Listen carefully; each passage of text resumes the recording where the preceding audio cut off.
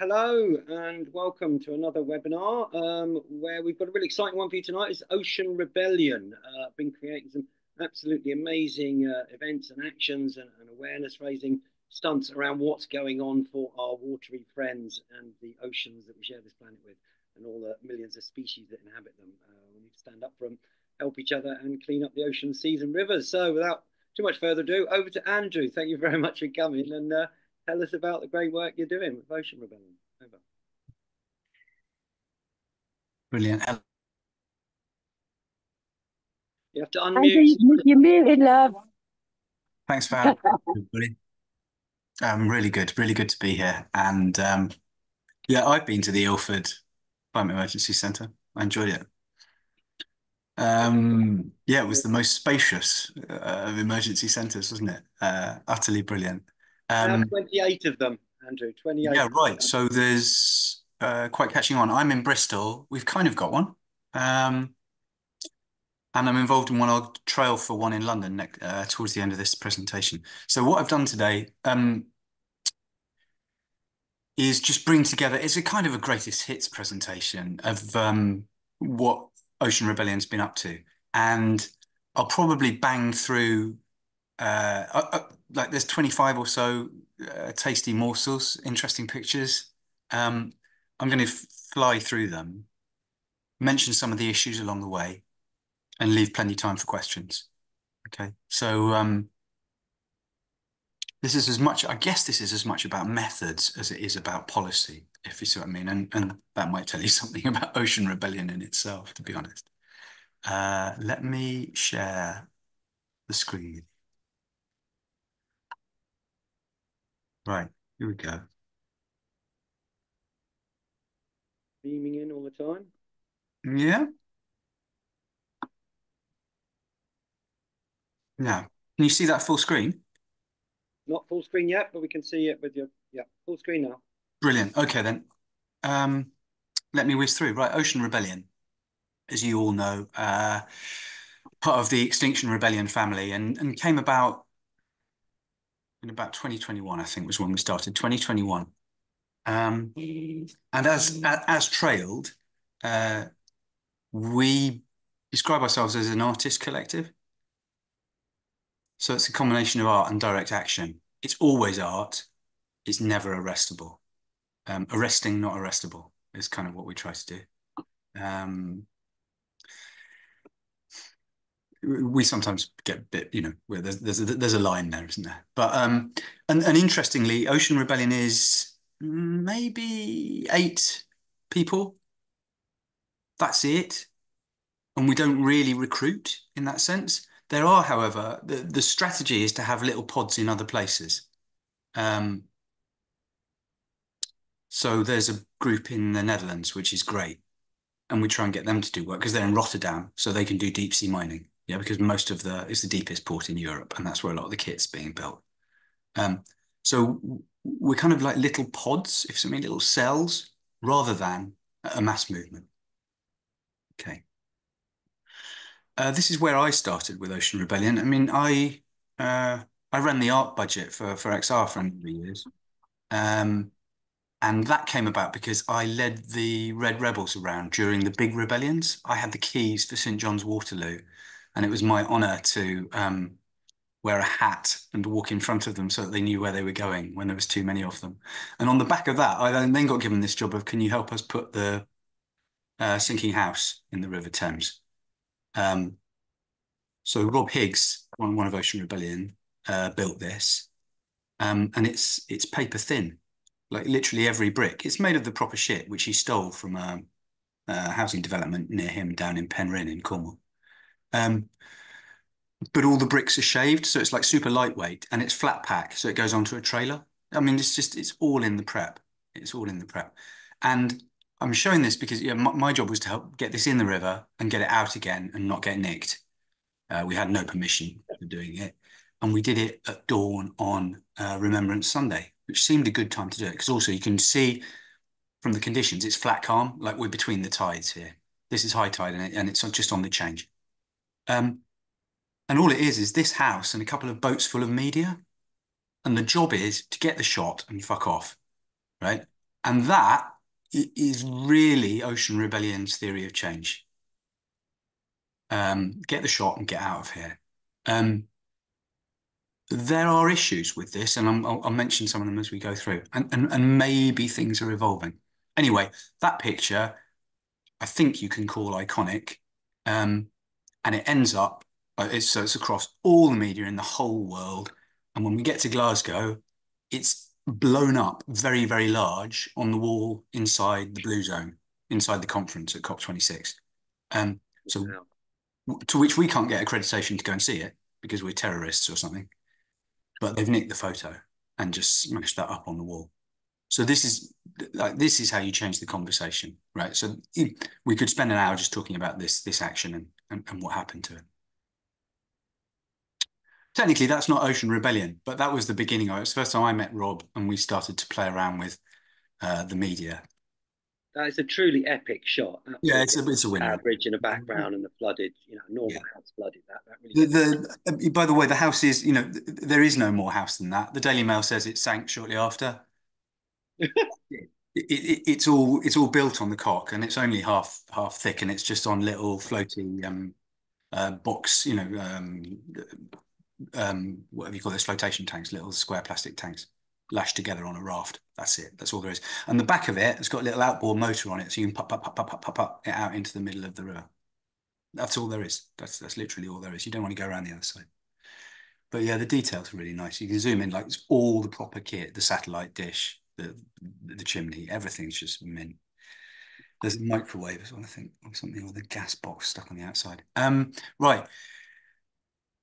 So there you go. Get the shot and get out of here. And Ocean quickly moved on to doing like waterborne actions.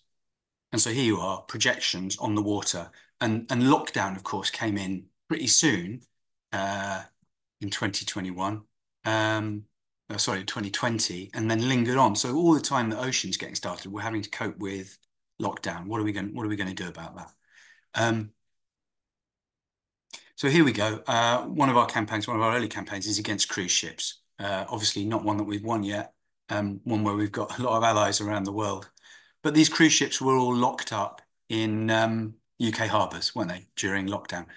So the World, one of the world's largest cruise ship at the time, we went and projected onto that at Weymouth. And this is Arcadia. So simple messaging in our own font, not the XR font. Get the shot and get out of here. One of the thing about doing projections is you then find Hello. you can then find you can do them all by voice. What you doing? It is Where much you more fun. going? No, she's where they come from. Can somebody rather mute, if that's all right? Yeah, Just everybody check their muting. Thank you. Right. Okay, so very quickly we began to get a lot of attention. This is, maybe one of Ocean's signature outings, which is puking oil. So Rob Higgs, again, master inventor, has put a motor inside these oil tins so that you press the button by the handle, and there's a little pipe that comes up through the back of your suit and into the top of this oil head, and spews fake oil out of the mouth. Yeah, so it's a really beautiful piece of build, and you just get trigger happy with it and chunder absolutely wherever you like. This was outside the Baltic Exchange, of course. They've been bombed by the IRA, but so they've had bigger things to worry about in history than us turning up. But they lots of the insurance underwriting goes on here for shipping. So this was initially, I think we were campaigning against industrial fishing here. This is what we were really there for. But the press absolutely loved it. I got a fine because it was under COVID. But I think that's the extent of the trouble we've ever got into, to be honest. And I've put it in this format because this is Sunday Times Photos of the Year supplement. So there you go. You get a lot, like unbelievable. And then like the guy at the back here then starts pissing on the polar bear because he's got a little thing that comes out of the fly of his suit trousers. you know, that gets in the press as well. It's extraordinary what you can get away with. But yeah, so suddenly you're onto something, and that has become one of the signatures of our method, I would say. The puking oil heads. I spent a lot of my days wearing an oil head, not being able to see very much, and puking all over the place. And so we reached the G7. I mean, so yeah, having puked and pissed, what are we going to do next? Oh, I know. We're going to jizz 'em all over Boris Johnson. Yeah, kind of pretty low. So you take a bed, you put it in St. Ives Harbour, and you wait for you wait for the sun to rise. And the associated members of the press turned up, which was nice. So this was live on Good Morning Britain, which is just that's just weird, isn't it? Because you're thinking no one's going to print this, surely not. And the bloke loved it so much that they kept coming. They were like, "Oh, can you wait another half hour?" So they kept coming back to us, you know, as the program developed. They kept on saying, "Oh, well, let's see how the special relationship is developing between Boris and the oligarch." You know, um, well, getting on pretty well by the looks of things. I think I brought you this one too in case. most of the items used in this had to be scrapped afterwards. By the way, they didn't. They were filthy. Yeah, so we had a lot of fun at St. Ives. G7, we made a considerable amount of noise. We had a little wheelie ship, which we put in the sea as well. We had a foghorn, which pissed off a lot of the residents. We sounded it every hour. But the police were just really quite happy to let us do it. Anybody who went to G7 will know you've never, ever seen so many armed police. It was quite a thing. But we end up being the entertainment. This is what normally happens. So yeah, there's only a few people who really object. Okay, so that was G7. This is 2021, obviously, and the stage is then set for COP. So we go up to Glasgow. This is us rehearsing on the Isle of Skye. Same shtick really here. Me in a petrol head, Boris with his barrel of gunk, which he's pouring into one of the fine nature reserves in Skye. We had to take a tree with us because there aren't any trees on Skye, so we had to take one with us in the van and then set fire to it when we managed to drag it up a mountain. So it looks like the last tree in the world. Like, I mean, this one vaguely got some messaging, isn't it? Because G7 was all about the cult of Boris and his audacity and vanity in sticking a world summit in a tiny, tiny, tiny seaside resort, which was no way up to taking it. But these pictures we've never used. Here's another one. This is me in a suit with a petrol head on in front of the old manor store. I don't really know, like, these pictures are hard to read. I mean, they're great fun. Like that flamethrower thing's absolutely brilliant, and you couldn't get away with using that in the middle of Glasgow. But I guess for me, this is Armageddon. You know, this is what we're saying. Because we sit on this line between art and direct action, some of the stuff we do is, I would argue, art. And so you're a bit, I mean, maybe this is a bit like Sinking House. Do you know what I mean? Sinking House we all accept because the messaging appears to be bloody obvious. But it's not much less ambiguous than a bloke standing on top of a mountain with a large flamethrower, if you see what I mean. There's something about end of times here. A bit of shock and awe. And that's definitely part of our actions as well. As much as humour, I think scaring people a little bit is certainly part of the work. Yeah, so having done this, we clattered around Skye in two little camper vans with some photographers following us, practicing what we're going to get up to when we got to Glasgow. And then when we get to Glasgow, one of the first things we do is a paste up. So we work with Michael of Paris 68, Michael Collins, if everybody knows him, Paris 68, who work in the tradition of the Atelier Populaire from May 68. And Michael makes a lot of the posters for XR. He does this No Fish, No Future shit that I'm wearing here today. Yeah, so he does most of the artwork for Ocean Rebellion. And it turns out that fly posting isn't illegal in Scotland, although it technically is in England, which is a bit weird. So I remember seeing these. These were really effective. did you? Oh, bless you. Thousands of people going past there and near one of the. It was unbelievable. I put them up in the face of the coppers. We had a lot of police liaison, a lot, because the police sometimes get a bit jumpy, especially when there are world leaders around, because they know that that we've got a predilection for fire as much as anything, so they get a bit worried about it. So we had a lot of police handling, and we spent a while asking them what would happen if we fly posted, and they said you should be absolutely fine. I mean, of course, the police weren't from around there because they all came from all over everywhere, didn't they? But yeah, so we were invited. We checked, we put them up, and early on, I just did that, and that street's opposite the main entrance. And it's just free advertising. It's just absolutely brilliant. And so I'm glad you saw in the Phoenix. There were some other actions that took part. People who couldn't get in did a load of stuff outside in the street. It was kind of, and so this became like the backdrop for that. It's tremendously effective. I'm a firm believer in stickers and posters because you can hand out a leaflet to one person, but a sticker at the top of the escalators or on a bus stop or a train station gets seen by thousands of people every single day. You've no idea. Yeah, I love fly posting. One of the reasons I like it, in my work, I'm actually a researcher for the government and I do change, like system change. But the nice thing about fly posting, so I write reports, nothing ever happens. They take you a long time to write, nothing changes. We can go out and stick up some posters, and tomorrow we've changed the world. I mean, the world looks different. You've just gone and done it. There you go. Someone takes it down again. The tide keeps coming back in, but go again. And these look absolutely mint. Everybody loves them and remembers them. So that's how we set the scene at COP. And then we did this kind of thing. And we turned up, we learned from G7 that what you do is you turn up early because the press has booked out a number of slots in their titles. Do you know what I mean? There is space given to COP. They know it's going to be big, but they've got absolutely no content. So if you turn up early, then you fill all of the slots on TV and in the media, in the written media, that they've put to one side. So we did most of our work like going into the first week or at the very front end of the first week. Because by the second week, nobody gave a shit. Literally, the whole thing was over.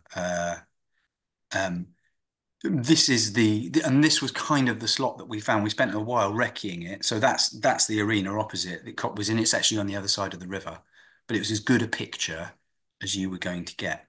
And yeah, we absolutely filled our boots at COP. So this is the Guardian summary of week one. Well, look, we're the highlight of week one, aren't we? Clearly, it looks a bit like that. And and people were running articles at the time saying there's nothing going on inside. The process is so fucked. All of the action is outside, isn't it? It's all the delegates and the civil society members who are calling interesting events and pushing the agenda. And so we kind of stood in solidarity with a lot of excluded and marginalized groups in that way, which is helpful. Yeah, so you can see this is just our suits, fish heads, lots of fish in the hand, and then you go along and you try and get as many guts as you can from a fishmonger and spew them along the ground as well, just to make a little bit of horror. Again, disgust is a really, really helpful emotion, and that injects a little bit of drama. Like it would be a lot worse if it was clean. You know what I mean? If it was dry or clean. Like it's much better with a little bit of oil around the place or a little bit of fish gut. Here we are again. Another of our gigs is the Dead Mermaids. You've probably all seen the Dead Mermaids. That was an ocean invention. Dead Mermaids turns out to be a stroke of genius because people find it hard to relate to nature. Like you can show them a beach full of dead whales or crabs all the way up the northeast coast of England. They don't really respond. But if you show them a person dressed as a mermaid who appears to be dead underneath a net and a load of plastic from the ocean, somehow it really fucks them up. And I think it's because you're messing with people's dreams. I think it's that on some deep level, you're taking away people's identification. People identify with mermaids. Girls especially identify with mermaids. There's a Disney thing, all of that. It goes back a long, long way. This is magical. And if somebody tells you there's going to be no more mermaids because you fucked the ocean, then people begin to take it seriously. So I think that's what's going on here. This is the Sun. So there we are, page 3 of the Sun in Scotland. Fantastic. Interestingly, you can tell it's the Sun because it's all sexist. They covered everybody's nipples with these little. They've only turned up to take your picture if you've got your tits out, clearly, and then they cover your nipples with these little pictures saying COP26. Apart from mine on the left, which weren't covered because I'm male. Isn't that brilliant? What a wonderful newspaper. But I was also on. Yeah, I mean, it was a weird day. I was on Radio 4 that day. The next morning on the Today programme. So we were literally beating them off. People could not wait to speak to us. You're performing at a fixed time for 20 minutes in front of 40 media, maybe. And that one, when I was doing demos, there were people even coming up and saying, "Can you just get undead, please, so I can interview you?" And I was like, "No, no, I'm a dead. I don't talk. I'm a dead mermaid." You know, like really not getting it. Do you mean so desperate to get their piece? Absolutely brilliant. It reminds me, we set something from the 90s called Earth Circus Network, and it was based upon this same principle, you know, by doing circus theatre performance to raise awareness of the environment. And you guys have absolutely smashed it. You've got it down. Respect. Yeah, I mean, part of this obviously has its tradition in the Invisible Circus and Dougie's work, which led to the Red Rebels, clearly. Lots of us has done our time in the Red Rebels one way or another. So yeah, circus is definitely part of this tradition. Big up Dougie and the Invisible Circus. Big up Dougie, Doug Francisco, everybody. This is where things took a bit of a twist. So these are the Seaside boards, which we commissioned. So you put your head through the Seaside board and have your photo taken. So this thing was on, there's a big wooden board on legs that with wheels that we could wheel around outside COP. This is just up the road from where those posters were all stuck up. And the lady in here is the vice chair of the IPCC. Like, wow, thanks. So we then began to think, she's the chief exec of NOAA in the States, the whatever that's called, the Observatory for the Atlantic, the North of the Oceans Observatory for the Americas, or whatever they're called, NOAA. They do the sea temperature stuff. So she's vice chair of the IPCC. What's my chance of meeting her? Even if I was a delegate with a pass, 0. But if you asked around outside in a sou'wester with a rolly around silver and the thing saying "Don't touch my bottom," you'll get to meet her. And then this went out on all our socials with her named on it, and she retweeted it. Like, well, fair, you know? And so there's a number of things here. You begin to learn that we're all on the same side, that the people you're protesting against aren't really the enemy. You know, yes, occasionally we turn up at Ineos and they're, you know, the devil's own outriders, but mostly the delegates at the events that we're at are people who want to see change. They're just stuck in absolutely shit processes. And COP is the perfect example of that. And it began to, I don't know whether it was here or just along the way, we've begun to work out. I said that the strategy was get the shot and fuck off, you know, target the media. Increasingly, I think our work targets the delegates. So you go to an event where you know there's a vote or a decision being taken, you play around outside, and you show people that there is support and energy behind a particular view. And then they can turn around and say to you know, their more retrograde colleagues, look, everybody wants this change. There's even people outside this building today protesting.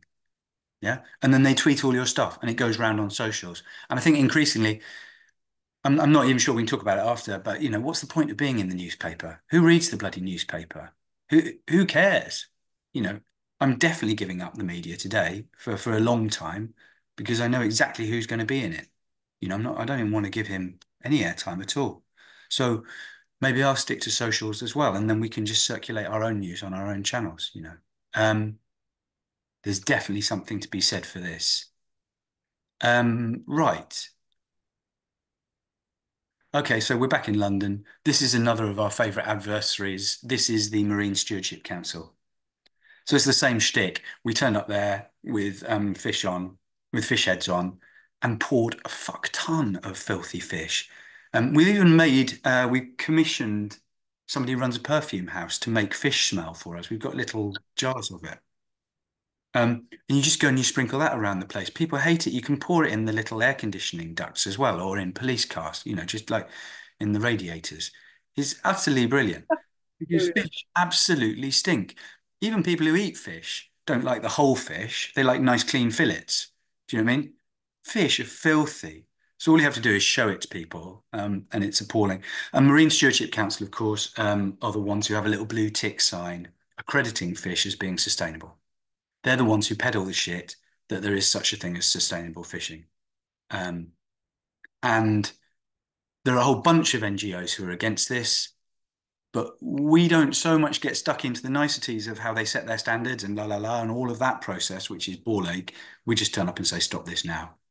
Our job is to be a little bit further beyond where they are and give them the material, if you like, so they can point at us and say, look, you're going to get more of this. If you don't, yeah, so Animal Rebellion don't like this, but I love playing with dead fish. I'm really sorry. It's effective. Okay, let's move on to Lisbon quickly. Lisbon, there was a big UN conference in Lisbon, which was about trying to govern the oceans. The thing about the oceans that you need to know is that they are ungoverned. Outside of people's territorial waters, everything is called the high seas. And the high seas is, as it sounds, a place for lack of governance and piracy. Enormous Chinese industrial fishing ships that go and take whatever they want using whatever methods they choose. And of course, upcoming deep sea mining, yeah, which happens outside of territorial waters. So nobody owns it, nobody's in charge of it, and only the UN govern it. Except the UN don't really govern it because the UN agency for the ocean is called the International Maritime Organization. And the clue is in the title. They're interested in maritime, not marine, right? They're interested in shipping and shipping rights, and they are led and funded, dominated by the big shipping nations. Yeah. So it's an absolute shit show, the oceans. Yeah. I'm sure you all know shipping is outside of the Paris Agreement in the same way that most of aviation is outside the Paris Agreement. Yeah. Because these emissions occur internationally in waters that nobody claims, like the skies. It's a commons. It's the classic commons problem. Eleanor Ostrom works on fishing, yeah? The oceans is a commons, but we don't know how to govern commons. So we have this shit show, which we call the UN, and perfectly good people spend lots and lots of time turning up to UN meetings, trying desperately to get some agreement about how to protect the ocean, which no one really wants to sign, obviously. Because they're there, like in all UN processes, to protect their own interests, not to reach a global agreement. Yeah. So every nation's there batting for its own interests. So there was a high seas treaty to try to get people to agree how to treat the high seas. We weren't even sure. We were asking all the way through Lisbon, the NGOs, do we actually want people to sign this or not? Like, is it more trouble than it's worth? Because it's so insufficient. The view seemed to be yes, because then at least we're on the process and you say to people, well, you signed it, so you're part of it. But it's utterly desperate. It's absolutely important. So here we go. This is me setting the scene by pasting up outside the entrance to the conference. Yeah, there we go, just in classic style. It is illegal. We did it in daylight. Stop me if you want, kind of thing. Like, don't care. The nice thing about Lisbon is the posters dried really fast because it was bastard hot. So you can't peel them off. Whereas in Scotland, you can go up 4 days later and peel the bloody things off because they're still wet. We did mermaids again. So here you are. Here's some mermaids dying on the beach. Same thing, same look, lo-fi. We built a bit of a Lisbon group. So these are locals here. So we did some workshopping when we were in town, built a bit of a Lisbon group. And just as we were doing this, so of course, we always go out at dawn because I'm told, although I don't like getting up, that the light at dawn gives you this nicely dead quality. It's like that nice cold half light as the sun comes up. And it was very, very cold as it happens. Not quite as cold as a pavement in Glasgow, but still very cold. And what should happen just as the sun comes up? This bloody enormous cruise ship appears behind us, totally by luck. And this photo goes around the world. It's photo of the week in The Guardian. it's an absolute gimme. Just like we're doing God's work, and some days he smiles on you. You get a big cruise ship when you need it. Yeah, we're doing God's work, but the security forces don't like it. This is as close as we've got to like actual trouble. I'm the one at the back there, and I've actually got a gun in my back, which is really fucking too much, All we were doing was handing out leaflets, but they've this is the entrance, this is the actual entrance. They've seen enough, so we're out of that. And in the end, actually, we were escorted out of Lisbon in our van, which is obviously everybody knows the number plate for, and it's full of various things you can set fire to and stupid costumes. We were escorted out. We had a police escort out of Lisbon. There's just brilliant footage of like 30 cop cars following the van down the highway out of Lisbon. It's just utter madness. I just really don't know what people get up to. So on the subject of the UN, this is back in London, and the International Maritime Organization is based in London. Yeah. This is the only bit of the UN which is based in London. So this is the bit that you can turn up and protest outside. Yeah. If you want to have a moan at the UN and you live in England, that's your target. It's the IMO. It's on Albert Embankment by Lambeth Bridge. And we go there shockingly frequently. They're the only people. There are no mandatory targets for carbon for shipping. They say they're going to be zero by 2050. They've got absolutely no roadmap for getting there and no obligation on anybody for how to do that. None of this can be agreed.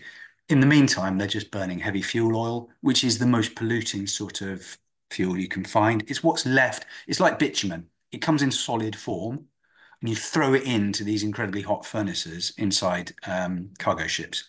And you couldn't burn it. You couldn't burn it in any other mechanism.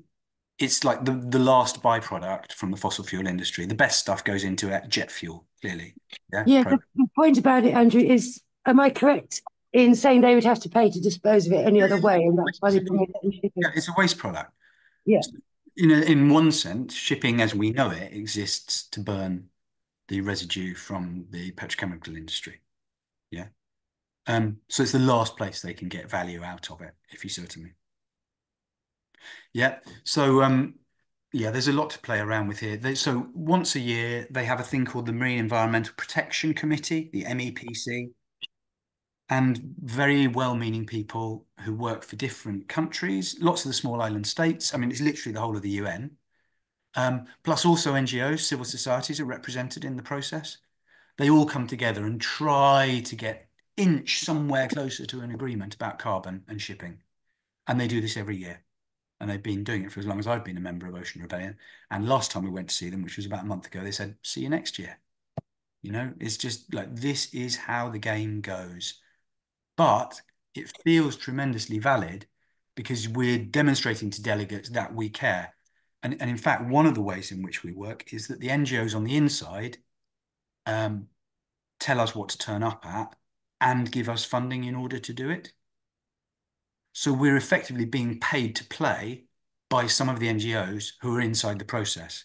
If they spoke up, they would lose their seat within the process. Yeah. So civil society is included in the process, but only if it speaks politely.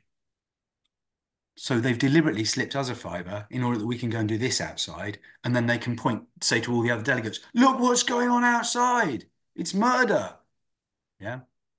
And so this is the little dance that we find ourselves doing. Yeah, that's the sort of Armageddon version, of course. This is the other way we do it, is like humour.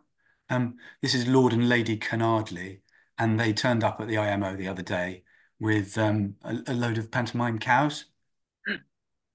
I mean, the flamethrower thing is quite dangerous, but don't be the back end of a pantomime cow is my advice. If you've never done it, somebody asked you to do it, you end up with 90-degree hips if you have to do that for more than 40 minutes if you're the back end of the cow. Just avoid that. But this turned out to be great. So what's happening is they're trying to substitute out heavy fuel oil for liquefied natural gas. That's how shipping thinks they're going to cut their emissions in the short run. So they're going to move across to a gas-based mechanism. And they will tell you that in the end, this will be green hydrogen. So magically, in the end, these enormous ships will run on hydrogen. But in the meantime, they're going to keep burning what they call liquefied natural gas, which we know as methane, which generally comes from fracked shale. Yeah, so you keep fracking in tar sands or whatever. You then ship it across by Jim Ratcliffe's virtual pipeline to Europe. Virtual pipeline meaning ships, by the way. Did you know that half of everything that's on board a ship is fuel for ships? I mean, it's just brilliant, isn't it? Like, what the fuck? Anyway, so there we go. We have a lot of fun, and sometimes humour works. But this worked brilliantly on delegates because they had to kind of push their way in between the cows. I mean, in the meantime, you give them a lot of leaflets. They love it. Absolutely brilliant. It's just great outreach. And then they go in and have to vote on something. So you just absolutely directly intervene. I don't think this made any press at all, but it did a load of business on social. Yeah, by delegates retweeting it to each other. Here we go. I'm nearly finished. I just wanted to show you deep sea mining I mentioned earlier. Deep sea mining is the next scourge of the high seas. So people are putting in applications now for mining in the bottom of the Pacific in order to get these manganese nodules, which apparently just sit on the seabed, albeit 1,500 kilometers down, and you can hoover them up with machines that look like they've come from Thunderbirds. And they will this will save them fighting for rare metals, which are beginning to run short on dry land, particularly to power batteries, which are needed particularly for the green revolution. Yeah, so this is a proper shit show. As you know, the bottom of the sea is less explored than space. We know more about space than we do about the ocean. But we're prepared to let some tosser with a Thunderbird machine go and hoover it when we don't even know what lives down there. The other people who are interested in it are the ones who are sequencing genetic patterns, who might want to use them in medicines. And so there are agreements being made about who gets the rights to new life forms we haven't previously discovered that live in parts of the ocean we haven't so far explored. And is that also in the Ocean Treaty, Andrew, as well? Yeah, absolutely. And it was part of what was agreed in what we've just had, the Cali Biodiversity COP. They were agreeing there about who gets the rights to different sequencing, because at the moment they're just all in public domain. Oh. Yeah, so here you go. We had a death metal band. These are the Dutch. They invented a death metal band because this is the sound, right? Because deep sea mining, of course, the sound travels underwater and prevents the ability of marine life to navigate or live. So we have a deep sea metal band. We take it to a deep sea mining conference where people are considering investing in deep sea mining and say, yeah, so they're called the polymetallic nodules and they're absolutely vile. It's not dirty, but it's another form of disgust. They're bastard loud. Really great. Let me just show you what this is the last of our campaigns. This is the most recent work. This is stopping farmed salmon. So again, we went to a conference, but this time we decided to stay in the hotel. So this is us getting ready in our hotel room, and then we go down to breakfast. I was hungry, so I ate a delegate. And yeah, this is a conference of people who are exploiting the blue economy. So like in favor of aquaculture. And the World Health Organization says we need increasing amounts of aquaculture to feed increasing amounts of population. But we already, in this country, feed farmed salmon more fish than we eat in this country. They're feeding salmon to the fish to the salmon. Well, you know the big fish eat the little fish. That's all they eat. You can give them a little bit of soya if you like, but obviously you need to get that from cleared rainforest. But you can feed them that if you like. But if you don't feed them fish, they don't build up omega-3s. So you don't get the fishiness of the fish. Yeah. So they're feeding them more than they're feeding humans. That's unbelievable. it's extraordinary. It's one of the most inefficient. You know how beef is a very inefficient way of eating protein. Well, salmon is an extremely inefficient way of eating wild fish. Yeah. So in the end, farmed salmon depends on wild fish. Right. And then you bottom trawl all that, and you have all the same problems kicking up the carbon that's been embedded in the seafloor, which apparently bottom trawling emits more CO2 than aviation, they think. but nobody's measured it properly. It's absolutely amazing there, Andrew. Do we want to move to a few Q&As? Yeah, I'm just going to show you, just let me show you one thing. Because I'll we're show on them. an exhibition, this was in Hoxton last week. It's moving to the Climate Emergency Centre in Islington. Okay. So there's a trailer. Please go down. And unlike XR, we believe in merch. So you're welcome to go and buy yourself No Fish, No Future merch down in the Climate Emergency Centre. And then this is a piece of work that Alice and Andrew and I will be doing tomorrow. The Soil Association still certify farmed salmon as organic. Can you believe? That definitely wasn't me, by the way. No. Sorry, that's nobody I know. So tomorrow is their AGM. So we're going to go and remind them that it's time to get out of certifying salmon. All right, people. Andrew, totally inspirational. Hats off to there from the 35-year activists over here. I've seen some actors over here. You've pulled off some stunners there. Really, really inspiring and causing a massive amount of media and discussions and awareness around the issues. Maximum respect. So, folks, if you've got a question, or it doesn't have to be a question, it'd be a feedback, it'd be a comment, anything you felt about tonight, or any questions for Andrew, you can raise your hand down the bottom here in a reactions tab. There's a little reactions button down the bottom. React, actually, I've changed it to now. And you can, maybe we'll come off the main view. And I've got a quick one to throw to you. What about the solutions? What do you think we really need to be doing? Is there any of these treaties that are actually going to have an effect, or what are the best? I think we'd say that the UN is not fit for purpose. I'm really sorry to say it because I don't know what else we do. But for as long as the UN's in charge, I really don't think we're going to get the changes that we need. Not if you put the ocean in the hands of the shipping people. Like, it's just not going to happen. There are big questions about diet as well. I know everybody's always interested in what fish is sustainable and what fish is not sustainable. Please avoid farmed fin fish, please, like salmon. Please avoid tuna unless you're absolutely sure it's line caught. I mean, fish should be line caught and it should be native to these islands. Yeah, because otherwise you're stealing somebody else's. It's not fair to say eat no fish because if you're in sub-Saharan Africa, the majority of your protein comes from fish and fish meal. Yeah. So it's not like you can just say, well, let's get out of fish because there's going to be a lot of people going hungry. But we just need to return to those small methods where people don't take more than they can handle. Nice. Zoe, should we come up to Zoe? You want a question, comment, or feedback there? Lovely to see you, the Kernel team. Yeah, hello.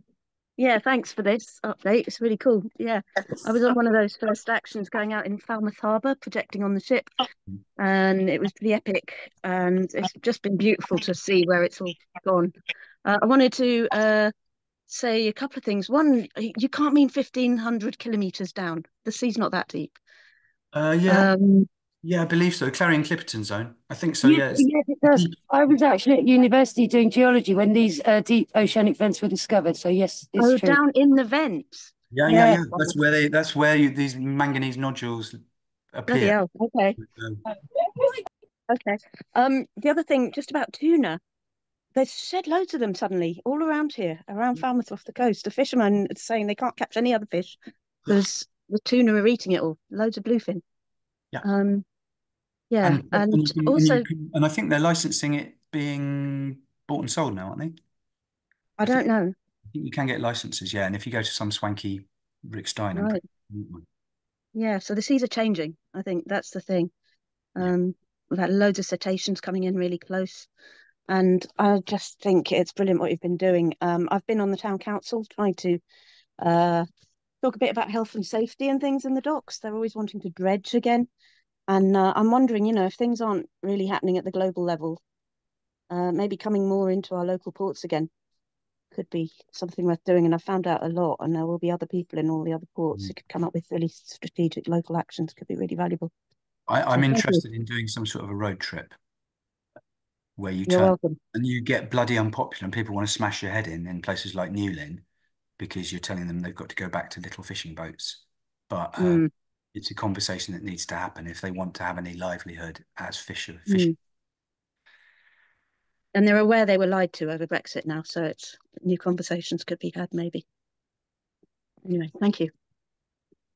Cool. Over to Art Group there.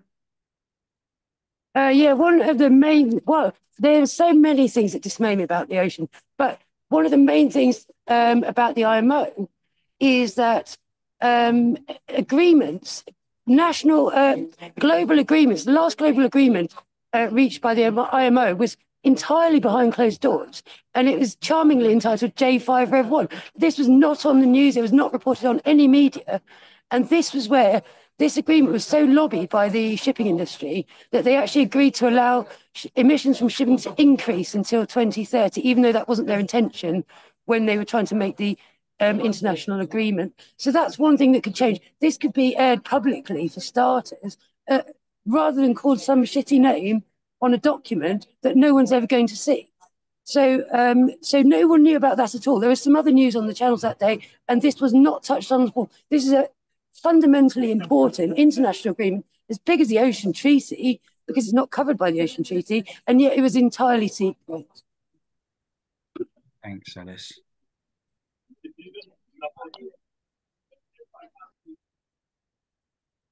Okay, so anyone who hasn't spoken or who wants to share a comment or feedback, we're coming tail end time. But I see that's Ricky. I thought it was Ricky Intermediate. Ricky involved with the Eden project. Lovely to see you, Ricky. Any others who want a question, a feedback, or a comment? What do you think about the state of the oceans and what we can do about it? You can raise a physical hand or all the reactions down the bottom. Andrew Marshfield. Active. Other Andrew Kinetic. Yes, I've caught. I'm sure that Andrew Marshfield had his hand up there. That was one as well. Okay, go for Andrew Kinetic first, and we'll see if Andrew Marshfield was. Andrew Kinetic, over. Hello there. Hi. I don't know if you know anything about what we actually do. We generate electricity from the ocean's movements. So my question was really, it's not even related to that. It's just, you mentioned something in the chat, during that you said that dredging generates more CO2 than airlines, which is incredible. I mean, in actual fact, one of the reasons that I got into this field was because I was working for Eurostar, and I built an algorithm that compared trains to aircraft, and obviously aircraft are some of the biggest emitters other than shipping. So what evidence could I go after, that, I mean, what evidence do we have?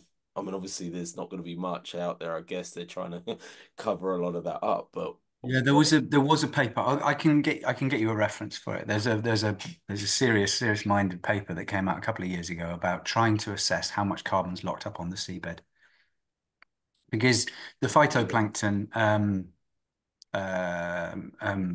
respire, whatever you call that, and then they die, and when they die, they lock up carbon and sink to the seabed.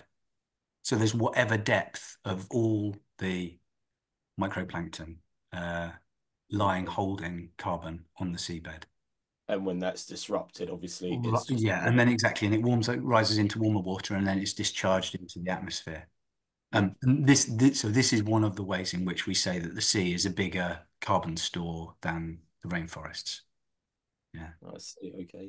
So it's pretty accepted stuff, but a bit like aeroplanes, how it gets discharged, like for instance, when people still don't understand discharging CO2 at altitude, do they? Like what happens? Well, they're expelling it directly into the atmosphere. But we argue about there are like multipliers for how high. That's called radiative forcing, Andrew, when it gets high in the atmosphere. Right, and as I understand it, we don't exactly know, because it's very hard to do a lab-based experiment to prove that. Do you know what I mean? So it's but we know this is beyond significant. Yeah. We just shouldn't be touching it for every good reason. And there's another one, carbon, you know. Andrew, were you going to go? Yes, please. Yeah, Andrew, that was a fascinating talk. Thank you. I'm a volunteer. I don't know if you heard at the start. I'm a volunteer for Captain Paul Watson Foundation, ex-Sea Shepherd, and I'm based in Bristol, same as you are. So it'd be great if we can kind of meet up at some point. I can't be there tomorrow, sadly. All right. Work won't allow me, unfortunately, which is really annoying. But anyway, yeah, you were saying earlier about kind of the the shock value sometimes of the fish blood and guts and so on. We launched a character 6 months ago, maybe, called the Blubber Butcher, and that's really kind of highlighting the butchering of whales and dolphins that goes on in the Faroe Islands and Iceland. And we've sent the Blubber Butcher to places like, and I went with the Blubber Butcher to the Iceland embassy, the Danish embassy in London, where the butcher basically wears a bloody apron. He's got one of the old kind of, remember the old trays you've got at the cinema where people have the straps over them and then a tray at the front. And that was filled with kind of silicon blood and guts and blubber and so on. And we dumped it outside the embassy. We dumped it outside a couple of shops that sell Faroese salmon and things like that, and Icelandic produce. And we also sent the Blubber Butcher to the Faroe Islands, where the Blubber Butcher turned up at kind of on beaches where they kill the dolphins. Excuse me. And apparently, according to the Faroese people that saw it, it was more traumatic to their children seeing the Blubber Butcher there than it was seeing dolphins killed in front of the children's eyes. Now, I can't believe, I've never had so much guff in my life, but it just shows how kind of ingrained that sort of mentality is in people. We've seen kids, when I was there, I saw one of the grins and about 44 dolphins killed August last year. And we saw kids almost playing hopscotch across dead dolphins that were just lined up on the floor. So the shock value does work. It does work. We had some really good conversations with the Faroese people as well about, you say that your children are traumatized by the Blubber Butcher. Why do you think they're not traumatized by seeing dolphins killed? And it's a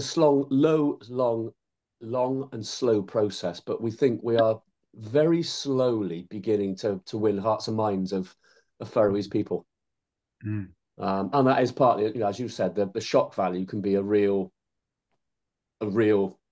kick up the backside, basically. Of, whoa, do you realise what's happening?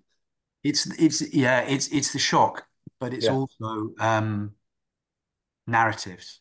Yeah. Like fairy tales. They get into people's psyche. It's the stuff of nightmares. Yeah. And it's that's the place that you want to be. It's a little bit like when we would take the Red Rebels out in particularly October 19, and we had this thing where the police wouldn't let you down the road, and you have that kind of face off, so you stare into the police's eyes for a long time, and you make them cry, and you know that they're going home that night, carrying that with them. And it's like when your child comes upstairs and says, "Daddy, Daddy, I can't sleep. The world's on fire."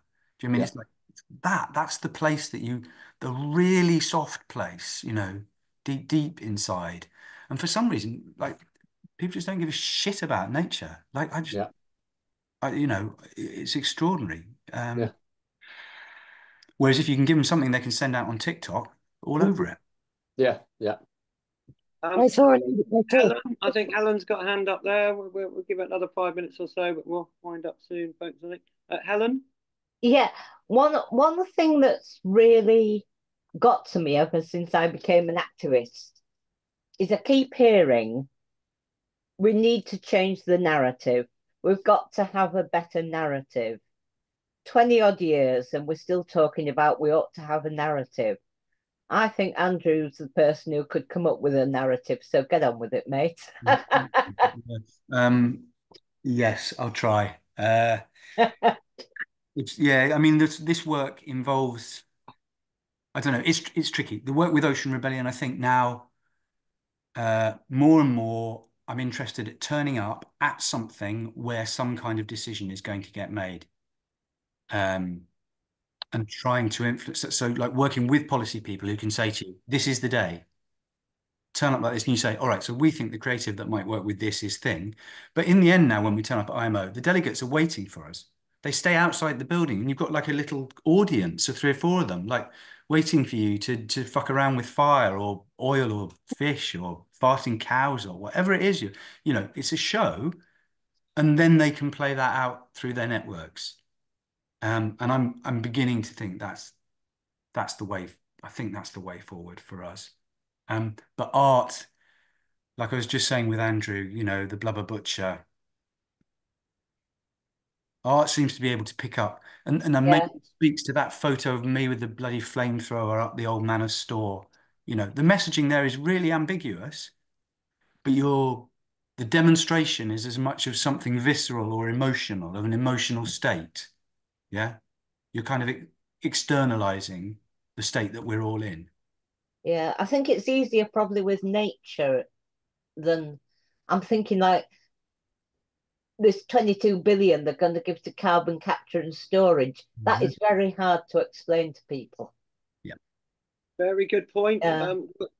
We've got next speaker next week is Andrew Boswell, who is taking the government to court on the carbon capture and storage issue and things. He's going to tell us all about that so we understand it better, how we can campaign against it, or for all that money. But I do sympathise because, like, the first thing when you say to the IMO, you have to explain to people what that stands for. Yeah. And you have to explain it's part of the UN. Then you have to explain it's run by the shipping industry. And then we get onto LNG. Well, what's LNG? And then, and then CO2. And the whole thing is so technical. Well, you know what? Just take a load of cows along, fart, and say that methane is however many, 85 times more dangerous than carbon dioxide or something. You know what? Leave it at that. But it's that hard. So the risk nowadays is that they print our photos, but they just give us a tiny little caption. How do we get the messaging across at the same time? And so this is where banners come into it and whatever. But in the end, it might just be that you give somebody something, a bit like the sinking house, that once they've seen it, they can't unsee it. Yeah? You've given them that now, and that won't go away. So somewhere it's in there, A picture paints 1,000 words. Should we take the last 2 questions or comments or feedback from Christine and then Art Groupie? If you want to put a comment in the chat about what you thought about tonight, and tune in next week for Andrew Boswell on carbon capture storage. Christine, then Art Groupie, short ones for the tail end, and then we'll give it over to Andrew to do a last word summary. Over. Christine. I just want to say it's really engaging. I agree with Helen. Definitely definitely a good spokesperson. And I agree with the power of art. An image says 1,000 words and all that. However, I think we can overstate that. Like we've just seen in America, you saw all the comedians of Saturday Night Live. You saw all the Taylor Swifts, the Beyonce, all the big powerhouses of kind of artists behind the Democrats, and money still won, didn't it? So I don't know. I think art is amazing. It is amazing, and but I don't know. Maybe we can. And I love art, and I love political art, and I'm part of political art stuff. But I don't know. I just think sometimes maybe it's not as effective as we may think it is. But anyway, the question was or is. It was on your point on the UN. The point on the UN where you were kind of saying that it is part of the problem and all that. What worries me with stuff like that, while I'm not saying you're wrong, that totally we've got to critique and make it better. I do think that maybe we should kind of be more like a critical friend rather than just to be just to kind of be overcritical about it. Because if you look at the world as the kind of on a grand scheme, and you look at Trump and all the right wingers really bashing it and bashing you, they'd love to dismantle it. They'd love to get rid of the kind of sustainability goals and stuff like that. They'd love it. They would love nothing more for us to dismantle that for them.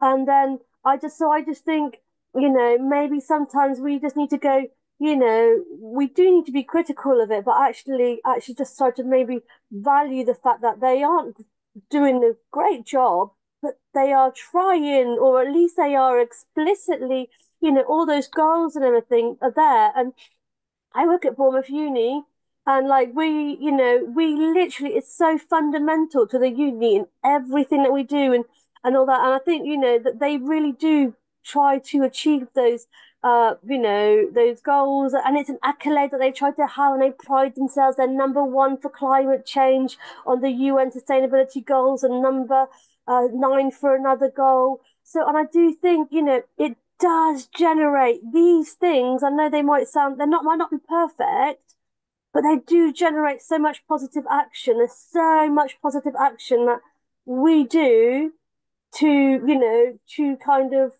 you know, be part of that. And I just worry that sometimes that we, as, you know, I guess I'm clumping you with me, all of us just together, us as, like, you know, sometimes we destroy ourselves. Do you know what I mean? When we're just doing the work of big business for them, we're ripping institutions apart, and while their big business is so happy, like, yeah, you take them to town.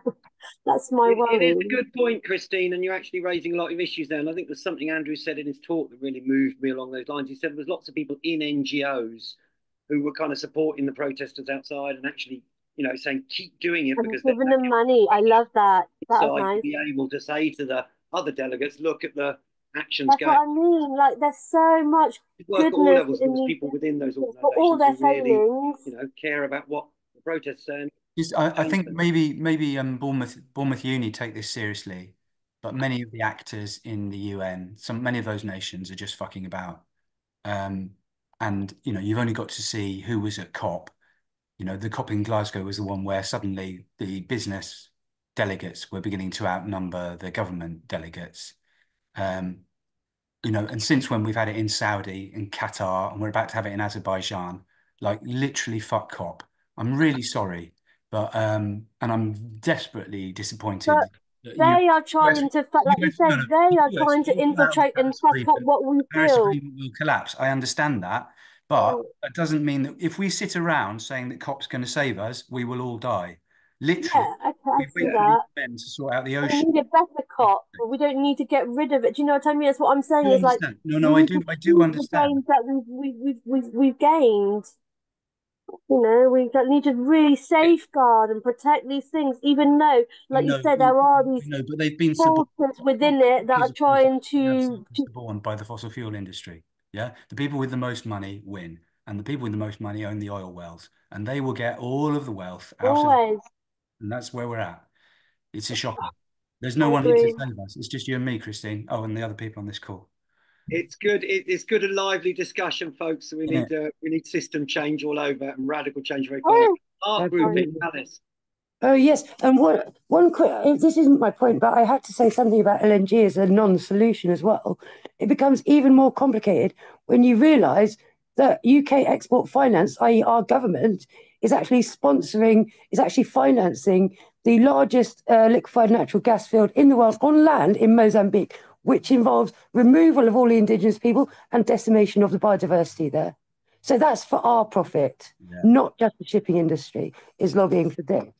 Actually, my point was more positive, which is now, and this was to do with what we raised about art and impactfulness of art. There's so much funding now, and so many organisations like 350.org, this is within their strategic planning, is to bring back traditional narratives and you know, to address speciesism, to bring back connection with the world and each other. And this is what we're trying to do here as well, to raise equivocal expressions through art, to reconnect with these narratives that we can actually bring to the forefront in the public eye through doing art like this. And that's what I'm trying to do. Beautiful, Alice. So absolutely brilliant tonight. I remember when we occupied an island a long time ago, there was a guy done a film, I think it was Deadline 2040. I think it was 2040. It basically was talking around that time we ran out of whatever it was, mackerel, cod and herring. I think the three of the biggest types of fish that we eat a lot because of the factory fish farming. We need to take action very, very quickly on the state of our oceans, our rivers. The big Rivers March at the weekend and Clean Water March was, showing how much the country really wants change. We cannot allow corporations to pollute our commons, I think, as Andrew so put it earlier, the commons, the seas and the oceans and the rivers. I'll hand over to you, Andrew, for parting words. Thank you very much for coming. Really inspiring, brilliant actions. You've reached millions of minds through the media. Over to you for parting comments. Thank you very much. Thanks. It's lovely to share some of this. The oceans are just deeply overlooked. One of those little handwritten signs that we like to cart around says, "As the seas die, so do we." And one of the things we were saying at COP, because COP wasn't about the ocean, COP was about bloody climate and carbon dioxide. And suddenly you say to people, "Oh, well, there's so much CO2 locked up in the oceans that you should," and it was just a blind spot. It's just people don't talk about it. People don't think about it. And it's all the same issues that happen on land. They're all there, the same scale, and the rate of collapse is absolutely shocking. One of the first things that goes when we get to 1.5 degrees is coral. Yeah, and coral supports, they think, 75% of the known species in the ocean. So there you go. You've just lost 75% of biodiversity in the ocean when you hit 1.5 degrees. Right? What are we saying that? 2030? Okay. Well, there you go, guys. We just fucked 3/4 of life in the ocean, and that's in the next 5 years' time. And it's too late, So leaving aside the wild salmon, which is one of the most beautiful things, the Atlantic salmon last year went onto the red list of endangered species. I used to fish for it with my granddad in a little river in North Yorkshire, rod and line. We think we've lost 80% of them now, and river after river has no salmon in. I've been working with Natural Resources Wales. There are very few salmon left in the rivers in Wales because they're exposed to all of the dangers, because they migrate 2,000 or 3,000 miles and come back to the same place they were born. They're magical. They change from freshwater to saltwater fish. They're magical creatures, and they're just about dead. And in the meantime, salmon is the 3rd most eaten fish in this country. We eat hundreds of thousands of tons of it, and the Scottish government have massive targets to expand salmon farming. And there'll be no living salmon left very, very shortly. Yeah, so the whole thing's going to cock. You might as well go up the Old Manor store with a flamethrower. Look after each other, please, and yeah, stick up some posters or something when you have a moment. All right, peace, everybody. Keep up the work. Action every day. Ocean Rebellion. Thank you very much, Andrew. Keep it up, everybody. It's all right. And